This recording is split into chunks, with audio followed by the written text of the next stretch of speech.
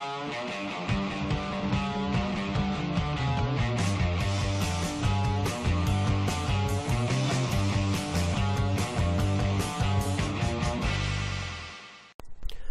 video we start with a hydration chart. Am I hydrated? Aim for clear urine at least 10 times a day. Eat a diet rich in fresh fruits and vegetables. Drink a quart of water before meals. Thank you. Every day before breakfast I start with around 1,000 mils of water, which is about a quart of water. With the best quality water I can find in the moment. I use an old glass juice bottle ideally. What's better than recycling is reusing. So every day before breakfast I have a quart of water. And so this morning I'm having watermelon for breakfast. I'm still having a quart of water though. Organic melon. About $22 for this one here. This little 5 kilo half. Let's test the bricks values, shall we? Let's test the bricks. So you get a bit of the melon on there. Sort of get the juice on there. Just make sure it's all covering the plate. Push it over, leave it for a few seconds. It smells, it's pretty good. It's pretty good. I think most people in society, if they paid $22 for a little half melon, they'd probably expect better flavour, but it's pretty good. I'll call it a 7 out of 10. Bricks value around 13, which is okay for melon. It's okay, it's on the upper end. I like them around 18s. So the bricks chart I'm quoting here, they said 12's about average. 16 plus is excellent. The higher the bricks value, the more sugar it contains, the more minerals it contains, the higher specific gravity it is. So the higher the bricks, the better that food will be relative to what it would be otherwise. So if you've got a melon that's like 7 or 6 versus 16, the 6 is what most people are like, oh yeah, so I'll have a slice of melon after my burger. But a 16 is like, gets a fucking fruitarian salivating going, oh. So yeah.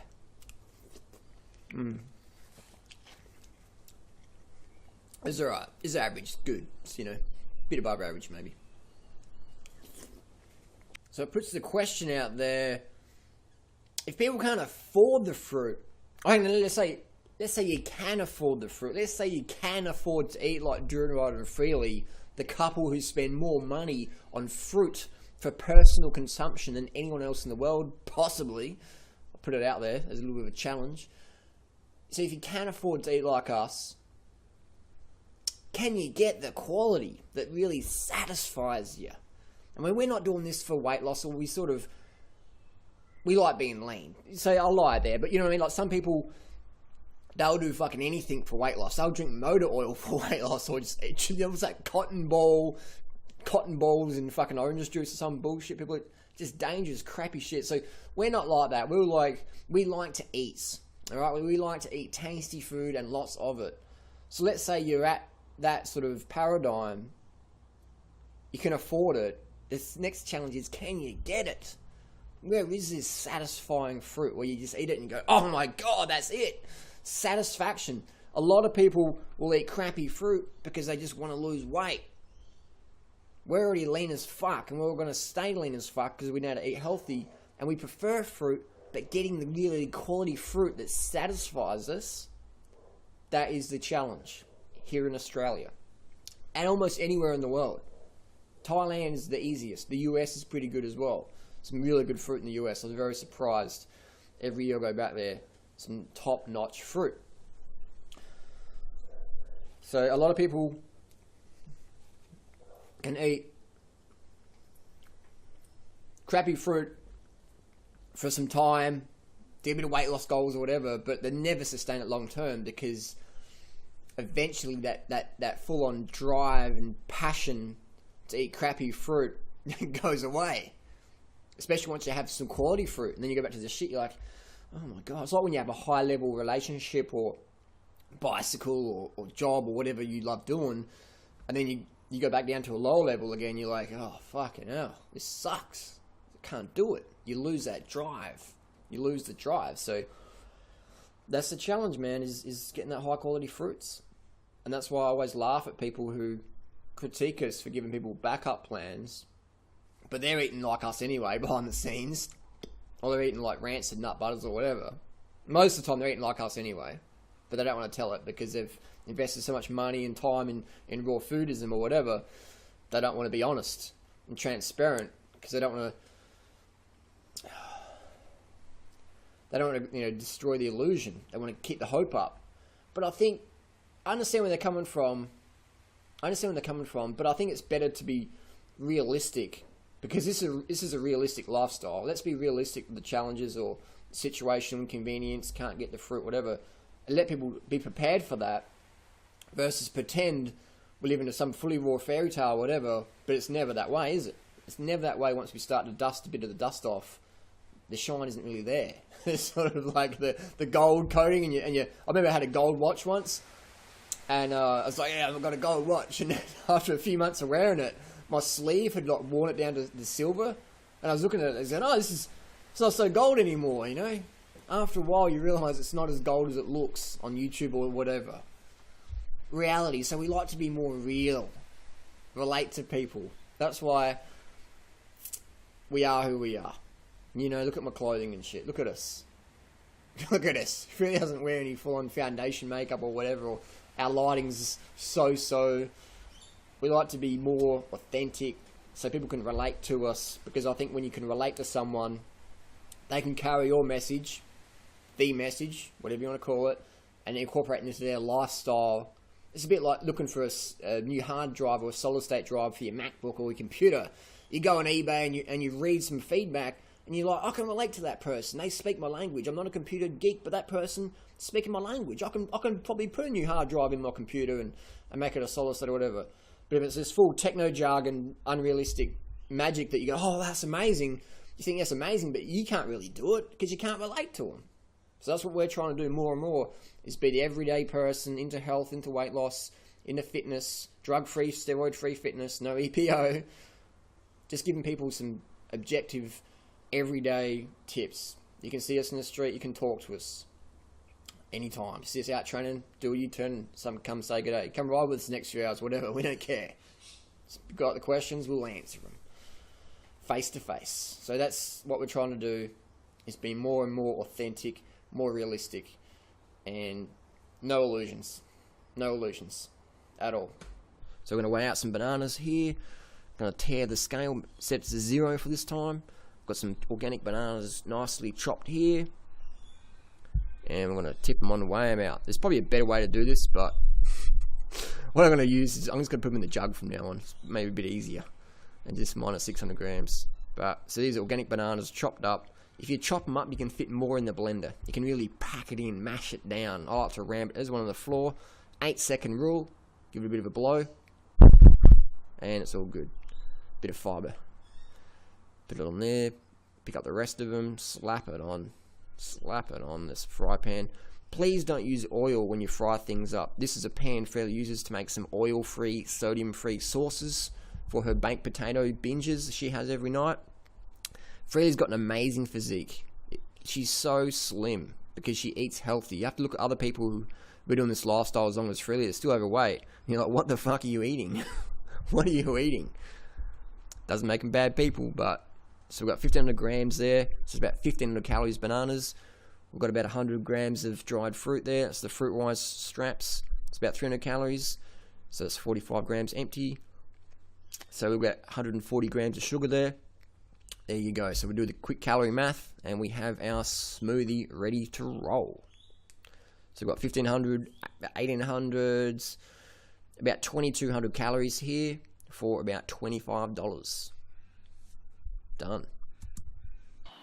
So got a little spider extraction here. Just use the end of your toothbrush. Just be gentle with him. Looks a bit sleepy. It's slow. Yeah, I think he's... Maybe. It is a bit cold. Oh, hello. Come on, little fella. I think he's a bit slow moving. So we're going to just put him in a little bowl. We'll keep him on the paper. She's alright. It's actually a female. This is a house spider. They give a bit of a bite, but they are pretty friendly. They They don't want to have confrontation. But we'll put them outside.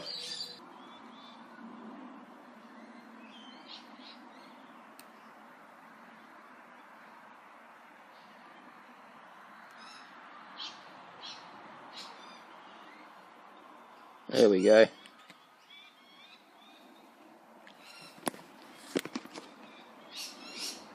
Done.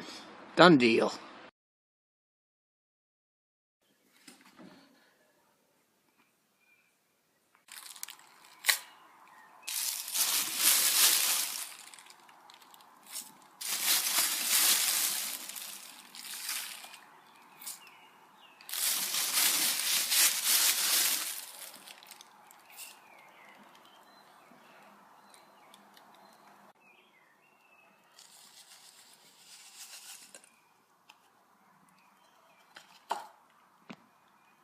To ask a comment, can you comment on the recent drama that's going on at the moment? First, I want to clarify, don't hate anyone. We are going to share our opinions, thoughts, comments and criticisms, however unpopular they might be. So don't confuse sharing opinion with bashing or hating someone. It's a bit like if your dog does a crap on your lounge room floor and you yell at your dog. Doesn't mean you hate your dog, but you dislike what the dog's doing. Question is, can you cover what ATM said in his recent video, saying, "Durant, please call me"? Basically, Dan said that he's not a vegan, and he thinks the vegans are a bit too extreme.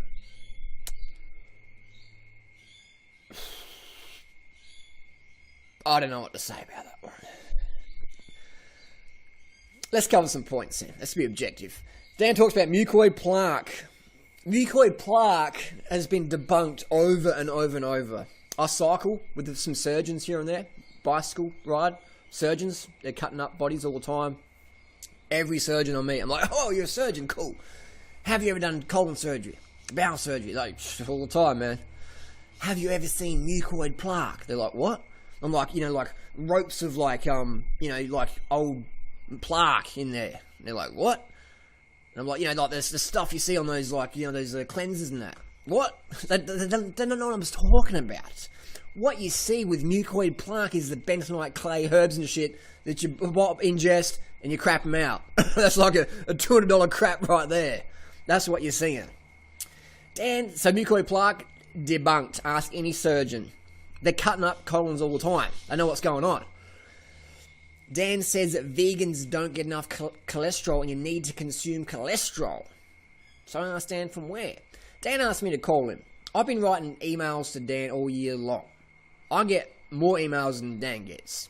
And if someone said, "Durant right here, blah, blah, blah," or whatever, I'm going to see that. But now Dan wants to talk after all what's going on. I think it's a bit late. The horse is bolted, man. The horse is bolted with the truth. Basically, we gave ATM, we pointed out that he was selling whey protein back in May. No action was taken until the last few days. I'll give Dan credit for that. But still selling chicken collagen gelatin, pig adrenal extract, etc. Which Dan says that's fine. There's nothing wrong with those products, he says, and that's the same as him selling those as someone having an Amazon account or whatever, which we used to have, selling 80-10-10, promoting that, but because we don't promote 80-10-10 anymore, or Doug Graham, we just took that off. But Dan says that's the same. It's okay if you're selling animal products. It's exactly the same if you're a snake oil seller selling animal products via your affiliate links as if you were selling a raw food book on Amazon and then people might be able to order stuff on others. That's Dan's comparison. Which is one reason we don't want to associate professionally with people like that, because I don't know. And Dan talks about how he recommends one meal a day. He's only eating 2 oranges today, he says. He promotes calorie restriction. We disagree with that, and we don't want to associate with people like that, at that level. If that's what it takes to be a pioneer at the Woodstock Fruit Festival, we don't want to be part of that. So being demoted is how it's meant to be.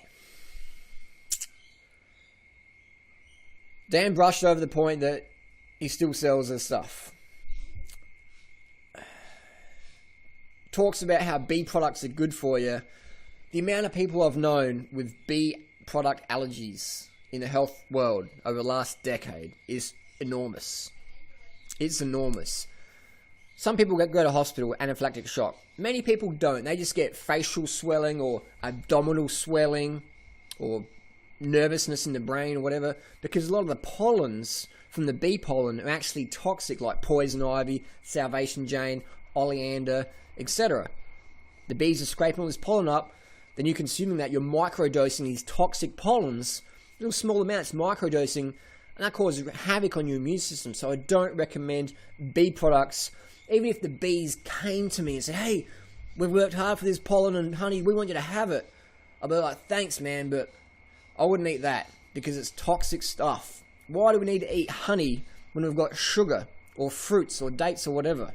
People say, why do we need sugar if we've got dates? Whatever. We don't need to have... Honey is basically sugar that's been vomited up by the bee. People are scared of bugs and creepy crawlies, but they're eating bee vomit. So we say no to honey. It's unethical. It's unhealthy. It's bad for your teeth.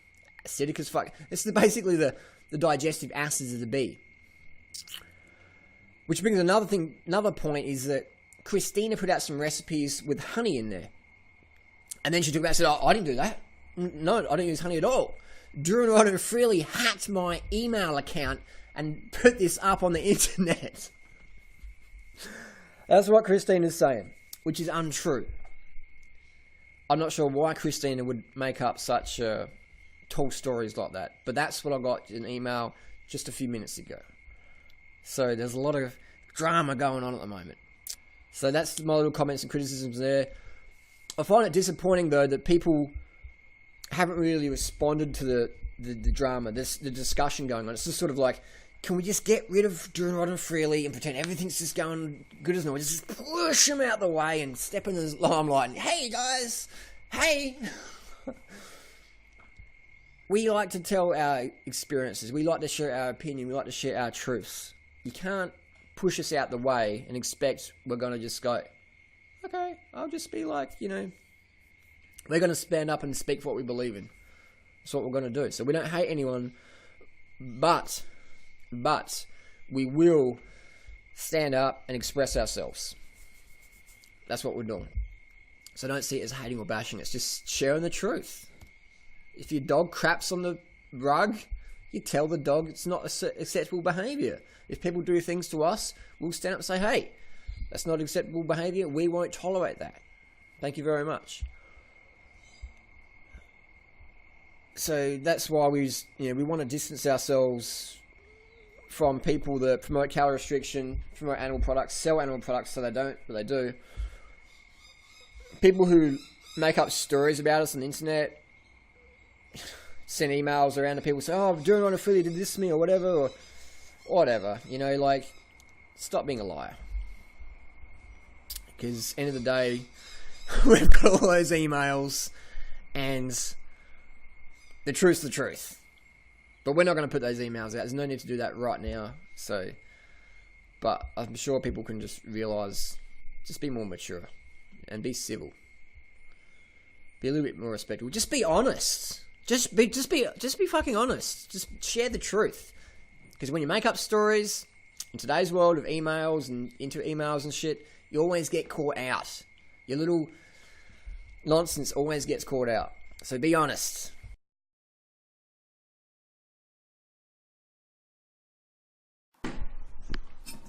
So a little moth stuck in the water canister there. We'll get him out. I'll get him out on the little finger. There you go, little mothy. Here we have footage of Freely riding up Norton Summit. It's going pretty quick. Some guys trying to drop Freely.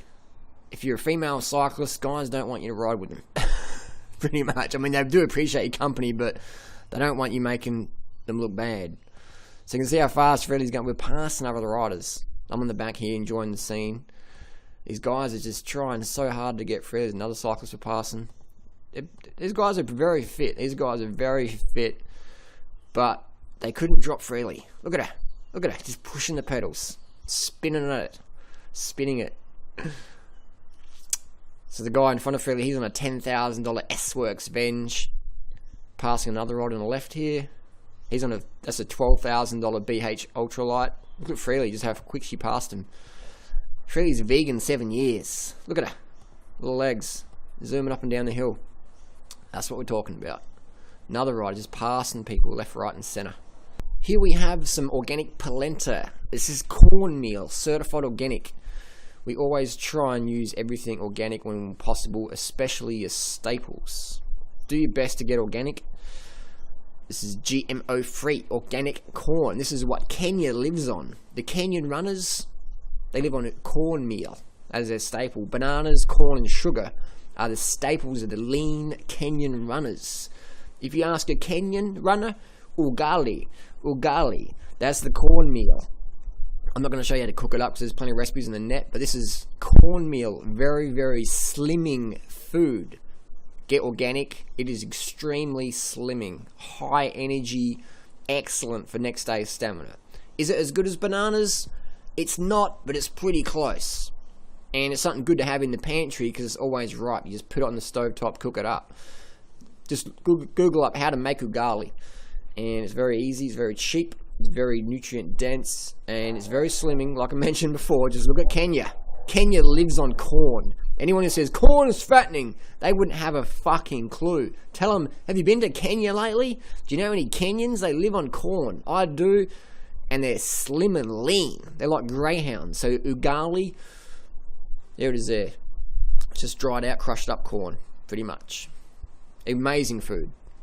So we have here a photo. This is in Thailand last year. I got third in a running race and Kenyans placed 1, 2. So you got Banana Man versus the Core Brothers.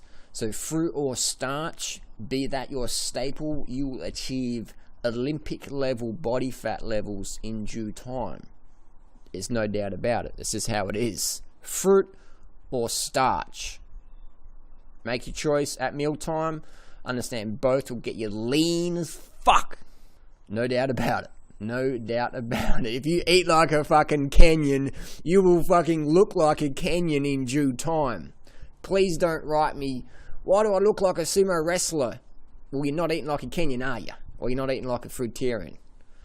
Think about it.